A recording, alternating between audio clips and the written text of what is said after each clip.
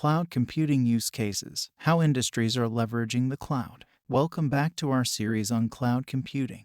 In this video, we'll be discussing the various ways that cloud computing is used in different industries. Cloud computing is a powerful technology that offers many benefits, such as flexibility, scalability, and cost-effectiveness. It has revolutionized the way businesses operate, enabling them to reduce costs, improve efficiency, and innovate faster. Let's take a closer look at some of the use cases of cloud computing in different industries. Healthcare. In the healthcare industry, cloud computing is used to store and manage electronic health records, enabling doctors and patients to access medical information anytime and anywhere. Cloud computing also enables healthcare organizations to collaborate and share data securely, improving patient outcomes and reducing costs. Finance. In the finance industry, cloud computing is used for various purposes, such as data analytics, risk management, and trading. Cloud computing enables financial institutions to process large amounts of data quickly and efficiently, enabling them to make informed decisions and improve customer experience.